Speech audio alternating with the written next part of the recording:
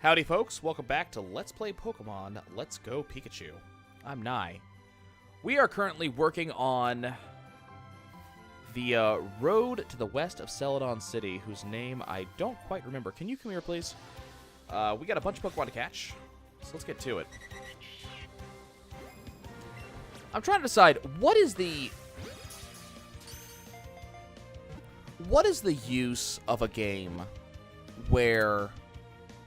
Okay, I wasn't expecting that. I wasn't expecting that to be caught immediately. Thank you. It's been a while since we've had one of those. What's the use of a game where there's no risk? You know? What's the use of a game where there's no consequence? So, what I mean by that is, in a lot of games, most stuff comes from... Look out for discarded items. Okay. Do I want to deal with you? Yeah. Let Pikachu go first. Hello, friend. Have a battle with your babies? Sure. I'm going to do terrible things to your babies. Like, I'm going to hit them with a Thunderbolt. So there, I mean, in games in general, it's risk versus reward. You know, in a shooting game, it's the risk of being shot in favor of shooting someone. You know, in Monopoly, it's the risk of spending money now, knowing that you will have, you know, you will potentially get stuck against, you know, a hotel for 1,000 later. You know, there's all of these in most games that you play. There is a risk versus a reward, and generally it's a pretty obvious one. And I guess difficulty comes into this question here. So if there's no difficulty in the game, what's the point, right? Like, you know, I'm thinking about games like Dark Souls and Hollow Knight. See also Enter the Gungeon, roguelikes in general. Roguelikes are a very good example of this question. But what is the point of a game where there's little to no risk? It takes a lot of stuff away, I think, from what you do and from the decisions that you make. The reason I ask this is in a recently one of the recent weekends I've had, there was 2 back-to-back D&D campaigns I did. I mentioned this a couple of episodes ago, that I'm in a D&D campaign, 2 different ones, on 2 different days over the weekend, where I am effectively with the same people. Like, we have almost the same people in both campaigns. And the same player somehow got both of his characters effectively put into an unplayable status in 2 back-to-back sessions. So 2 different characters, 2 completely different situations, but both of them are currently unplayable. I had mentioned a situation in the first campaign where we were in a room where the floor had fallen out from underneath us, and this character had used an immovable rod to keep himself safe, as opposed to going to high ground, which is what all the rest of us did, because we were given advance warning: go to high ground. Thank you, Pikachu, for just not being burned. So the floor fell out, and the rod, you know, didn't move. But this character had saved this halfling from falling to their doom, and was stuck on the rod. And apparently, because of I think this was like the massive shaking of the environment. Let me just make sure that I swap my lead, because Haunter is... Okay, Pikachu's leading. Okay. Oh, hey, Ponyta. Cool. What was I saying? Because of the shaking, he was starting to lose his grip. So the DM told him, okay, well, you know, given your situation, you need to make a choice.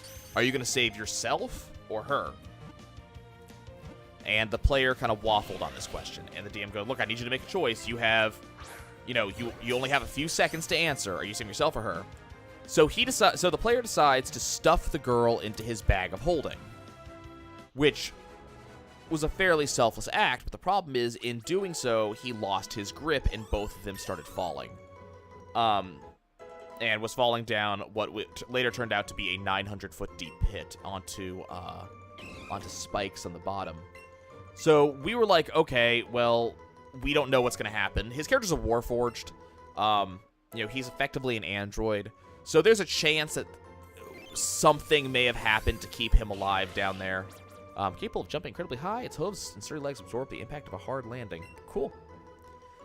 You know, there's a chance that he would have survived, but you know that's a tough situation to begin with, and you know the thing was, like, you know, you had the opportunity to keep yourself safe, and you tried to game the system a little bit, and since you didn't want to choose, you tried to do both, and the problem is it didn't work.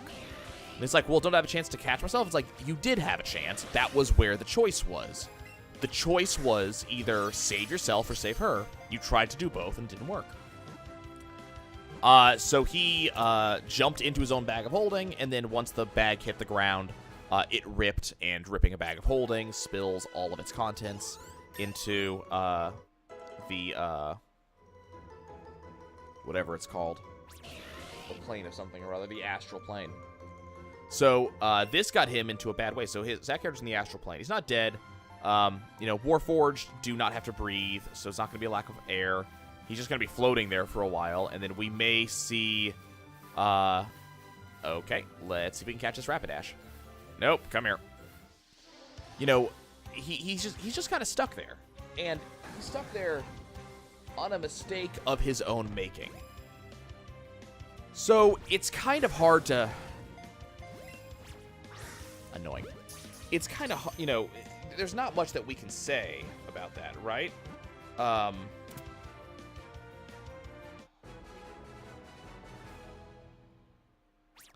There's not much that can be said about that. You know, he made a mistake, which happens. You know, he chose to, he made one choice instead of the other. And then in his second, you know, situation, in his second event, he, what's the word I want to use? He didn't choose to read the, loves to run. If it sees something faster itself, it'll give chase top speed. Cool. He chose not to read a spell that closely before he used it. It was a spell he just got, and the spell effectively, whoops, damn it, did not want the Pidgey. The spell effectively backfired on him and sent his other character into space. So, the character, or the player, was pretty naturally upset, right? This is something that would upset you. That, you know, both of your characters are now in space. But, me and a couple other players were talking about it. And D&D is an inherent game of risk versus reward. You take an action that is risky, and you might potentially get a reward. You fight, you know, you fight the dragon to get the treasure. And we were talking about it because the player was extremely upset and kept trying to find ways out of the situation. And the DMs, both of them, two different DMs, kind of like, look, man, you know, you don't really have a way out. Your party might find you a way out. It's possible. But for the time being, you don't have that as an opportunity. I think we're going to go ahead and use a lure because we're looking for these EVs.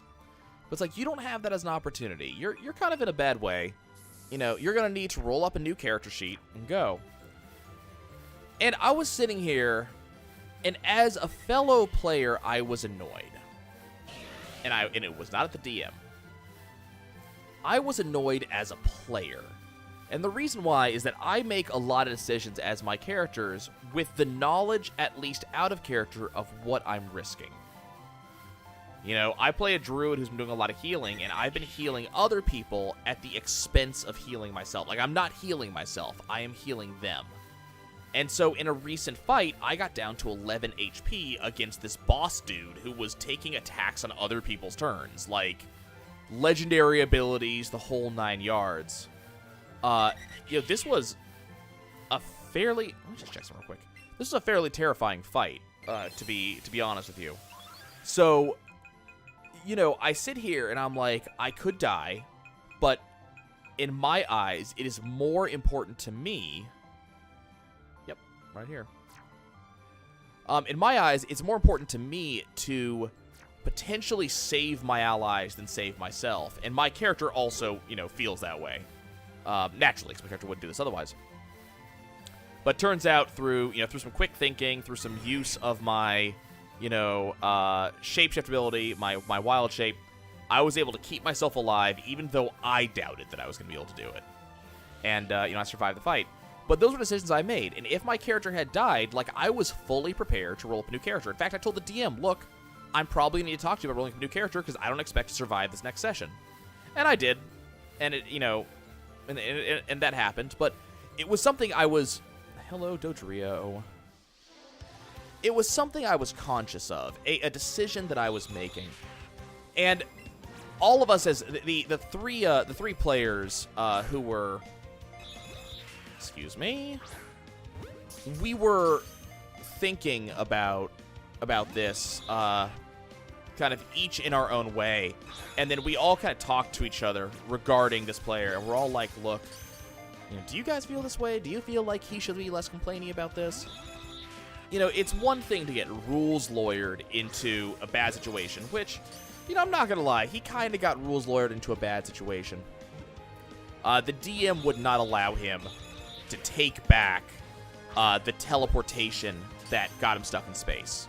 And the statement was, in a very big way, you know, you need to read your stuff. And, you know, that's not wrong. Players need to read their abilities before they use them. There's an Eevee. Come here, Eevee. Come here. Come here. Come here. Okay. Players need to read their abilities. But in much the same way, we are going to immediately Nanab berry this thing. I'm just going to wait. Excuse me? There, cool. Players need to read their abilities. And I think just letting a player out of something like that with no penalty, it takes away the risk of the game. You know, you don't get to... You know, you take a swing at the sleeping dragon, right? You miss, you wake the dragon. What you decidedly do not get to do is go, wait, I take it back, I didn't want to attack him after all. It's like, no, you made the decision, you attacked. But I think those risks are what truly, come on. Those risks are what truly makes the game great, and those are what make, the risk makes the reward all the sweeter when you actually get it. You know, we had a character jumped off an 80-foot high ceiling to try to pull off a death from above attack on the boss. Now, he failed, and he ended up taking a crap ton of damage in penalty. But at the same time, that attack would have been all the cooler with the knowledge... This Eevee's annoying me. That attack would have been all the cooler with the knowledge that if he had succeeded, it would have been like, holy crap, dude, that was really awesome. You would have taken a crap ton of damage if you had failed. Well, he failed, so it was the other way around. And it was like, oh, that sucks, but that would have been awesome if you succeeded. But it is definitely that feeling. I was playing in a Magic draft about 2 weeks ago. And I'm okay at Magic. I am not. That's not where I want that to go, and it runs. Damn. I'm okay at Magic, and that's the best I'm gonna say. I'm not good. I also don't suck. I'm okay. I make bad decisions from time to time, and it is not unknown for me at the store to look at something that I did in the middle of the game and go, I should not have done that, or I should have done that differently. And I usually recognize it a little bit afterwards that, man, there was another thing that I could have done that would have been a little bit more optimal, that would have put me in a better position to win the game. So it happens. It happens. I also love to teach. Like, teaching is something... Crap. Teaching is something I love to do. So the store actually knows, like, the people in the store know that if there's a new player that, needs help with the game, send them to me. Like, they will actually send players my way and say, look, Nye's over there. He'll teach you. I'm not amazing, but I have a fair amount of knowledge of the game. I'm probably going to take a judge test in the near future just so I can kind of say, yes, I am also a judge. I know my stuff. Let me help you. Hey, Evie, can you just get caught, please? But I love it. And so I was drafting, and I'm an okay drafter. The problem is I kind of get myself stuck in a position while drafting where, like, I'm trying to do something awesome, and I can't quite make it. Like, it's based on, like, a pipe dream, right? I see a couple of cards in the draft, I start grabbing them, and I start trying to chase those cards. So, that's not always a good thing. Generally, you don't want to go after a weird strategy in a Magic draft unless you have the cards to make it happen. And, our players are... excuse me. Our players are not cutthroat for the most part. There are some very good players at my... oh, there it is. There are some very good players that play Magic with us. Like, very good players. Generally, when I see these players, I pray that I do not get matched up against them, because if I do, I will probably lose. Like, that's the type of players that we're talking about. In fact, some of these players I have never beaten in a game of Magic. And that contributes to me thinking that I can't beat them. And part of me, it's partly psyching myself out. I'm aware of that. It's me going, I'm gonna lose, and therefore I might make play mistakes that I wouldn't otherwise make. But generally, these players, there's actually one player in particular who I really appreciate this man. So there was a match I was in recently. I wasn't playing draft. I was playing standard against him in a tournament, and I thought I had him. Like, I thought I had him, and I got cocky, which is a problem that I have. When I think I'm gonna win, I get cocky. It's something I've been dealing with for years, and I have to push myself past it. But I got cocky, and I'm like, man, I got you. And he's like, really? And I'm like, yeah, I got you. He's like, okay, let's do it. So I do the move, and then he goes, well, you have a good move here, but you don't have me because of this. And I looked, and I went, you know what? You're right. I screwed that up. He's like, yeah. And I said, you know what? I realized if I'd done it this way, I would have won. He goes, okay, show it to me. And I went, you sure? And he goes, yeah. I said, okay. And I tried it. And he's like, okay. This is what happens. I'm like, okay. What if I tried it this way? He goes, okay, let's look at that one. I said, are you sure? Because there's a chance that doing it like this, I could win. He says, sure. I'm willing to accept that. He's not the only guy at my store, actually. There was a, he's not the only guy in my store that will do that. There's actually another player who we were playing in a draft against each other, and I was trying to pull off a very complicated series of maneuvers. We were playing a Ravnica draft, and I was playing a Izzet style deck, and I had a Wee Dragonauts, and I can't remember the name of it. It's like Fire Urchin or something like that in play. And I was playing against a player who had 3 Goblin Electromancers in play. So he's got more units than I do. He could potentially kill me in a turn or two, so I'm like, okay, I need to do something. I think he was gonna kill me next turn, something like that. And I was like, okay, I need to do something right now in order to beat this guy. So I saved up my spells, because the big idea about these two cards is that if you cast spells on that turn, they get stronger until the end of that turn. So I'm casting spells, but I'm not doing them in a particularly good order. And he sees what I'm trying to do. I'm like, crap, I don't think I did this right. He's like, look, let's walk through the turn. And keep in mind, this was during a tournament, so there were prizes on the line. He's like, look, let's walk through the turn and see if we can do it right. And I'm adjusting, and we're trying to make sure we get the spells in the right order. Because I guess the idea, and this is the ideal I try to do when I'm trying to teach a player how to play in a tournament, Because we have new people who come in all the time and play draft with us. And if they match against me, I will help walk them through their turns. And I have actually lost matches because I helped players walk through the turn. But my thought is, if a competent player could beat me with their deck, then there's no reason that I shouldn't help them, do it. Now, the difference is, I'm not going to, if you're a player who knows how to play, I'm not going to just give you a win. I will mention every so often, you shouldn't do that. I will do that. And I do that on a regular basis. Like, that is not an optimal move. This will screw you. This decision will cost you the game. I will say that. And in fact, I have convinced people to not forfeit against me because they have a move they're not seeing and have lost the game because of it. I will do that. And I actually do not have any problem doing that. I get annoyed with myself later on just because it's like, God, I just gave them the win. I could have won. But I will do that because you know what? I want people to learn. People who win and have fun with the game are more likely to play again, and that's more important to me. When I'm playing against this guy, and he's helped me walk through it, which I appreciated, and it turns out I actually did 20 damage to him with 2 creatures in 1 turn, and the creature started as a 1/3 each. So if you're in Magic, you know exactly how boosted I got. So it's an awesome community. So sometimes I'm able to actually make these cool turns happen. Sometimes I don't. But I actively try to chase these. But again, I'm against good players. So doing this and not doing it well, if I try to chase something and I don't do it well, I could be costing myself the tournament easily. So a couple of weeks back, about 3 weeks back, no, 2 weeks back, one of these good players was not playing in draft. He was playing in the standard tournament. So he came over to me, and, he and I have a very good rapport.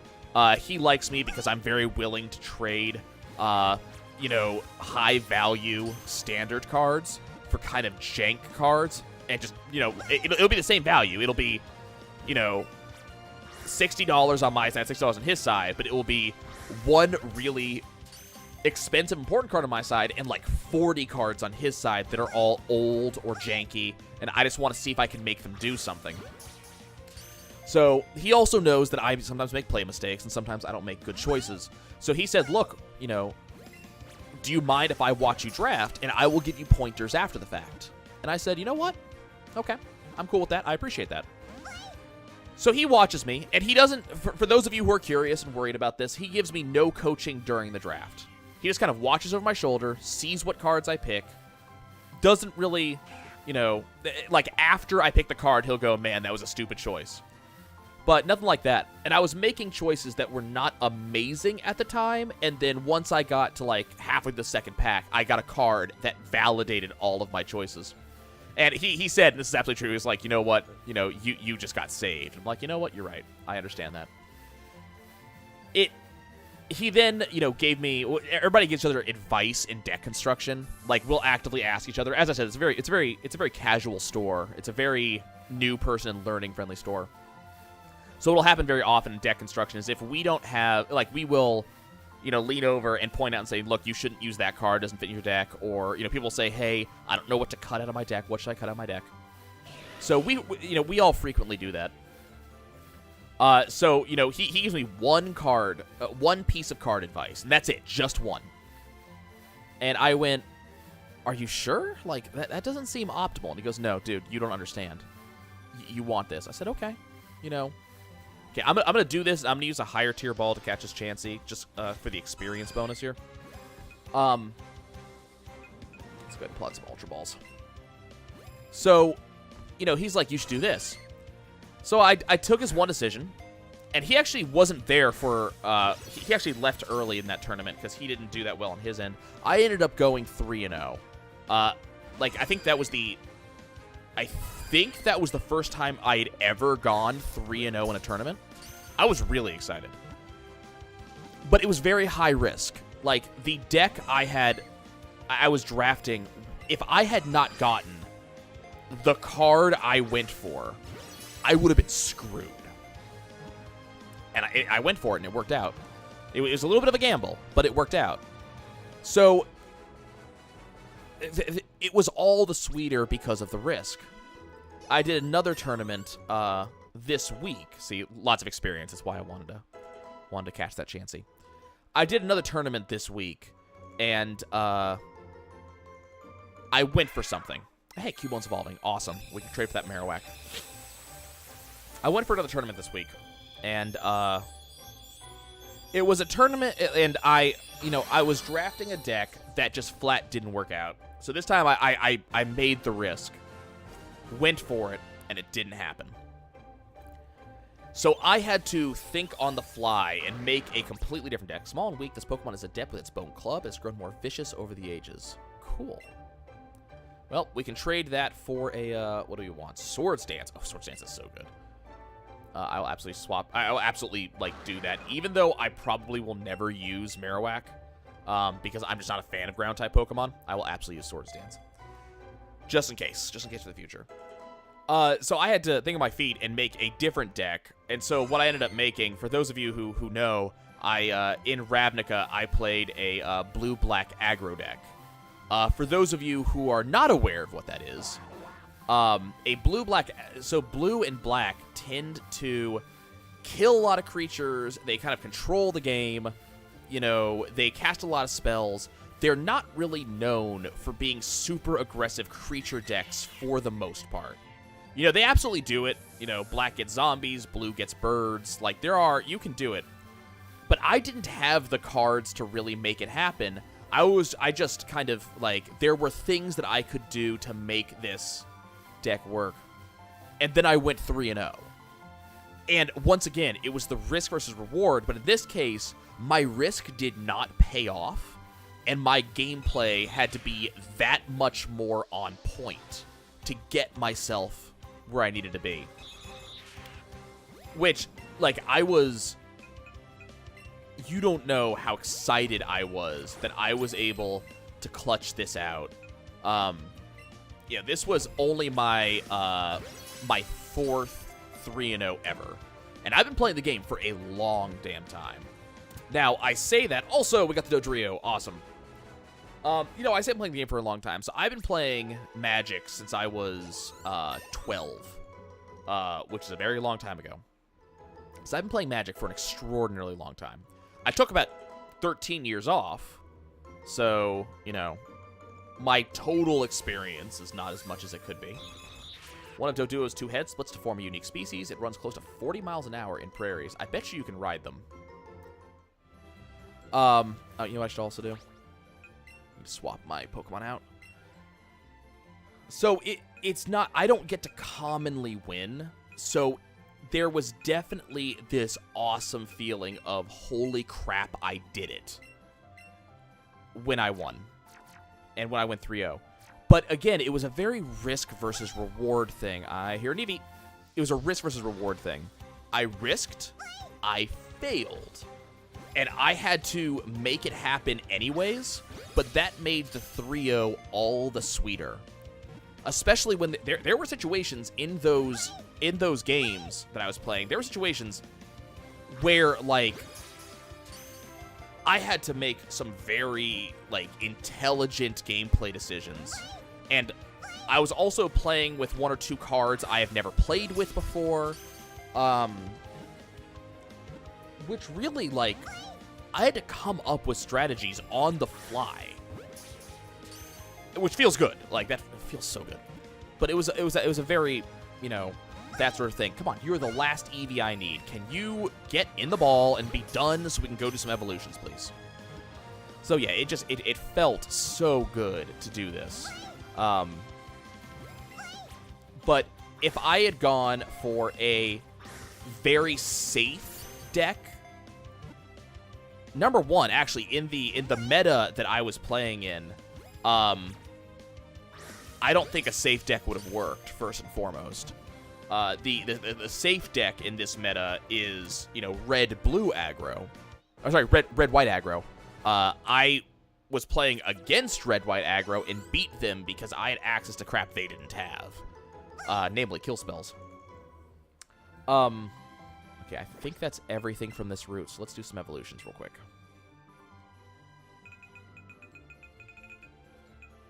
Okay. So Eevee the first. Eevee the second. Eevee. Whoops. Eevee the third. So yeah, it just felt good. So I sit here and I ask myself, like, what is... Can I actually... Okay, so yeah, there is no Ice Stone evolution for Eevee in this. There is an Ice Stone evolution for Eevee in general, just not in this. So my question is, what the hell does Ice Stone evolve? I'm confused. I don't remember an Ice Stone being in Red and Blue. So there's Flareon.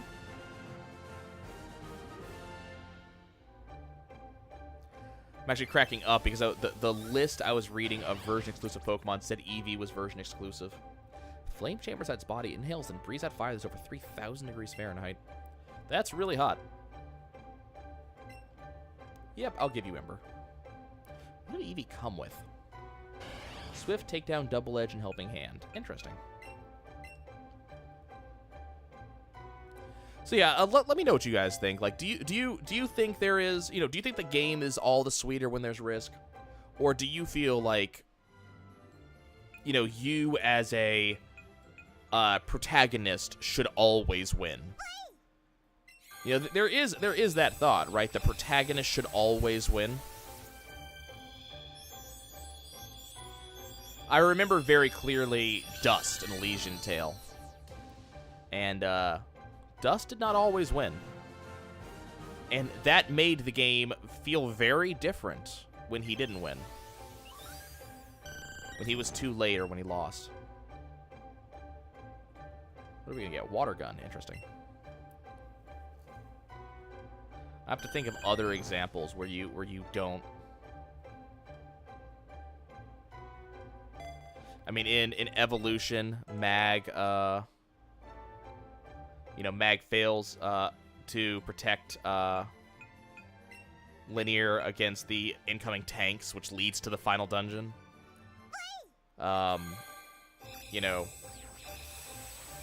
Tidus fails to find a way to stay on this plane.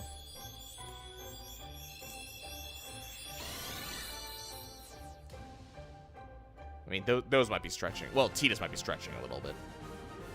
Okay.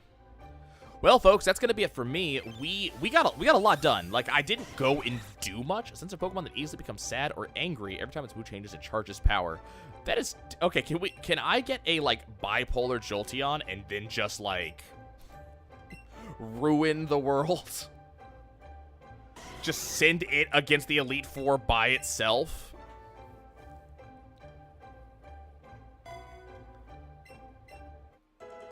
Picturing the Drawn Together episode where they learn that Ling Ling produces a drug if it gets disappointed, so they're constantly trying to make it disappointed. That's the image I have in my head right now. Okay, so that's gonna be it for me, guys. I appreciate all of you joining. As I said, we actually got more done than you realize. I'm gonna go ahead and make this a favorite. We got more done than you realize. Before we finish up, let's go look at our save screen, because it'll tell me exactly how many Pokemon we have in the Dex. So we're up to 90 Pokemon. We've got 60 left, guys. It's awesome. I'll catch you guys later.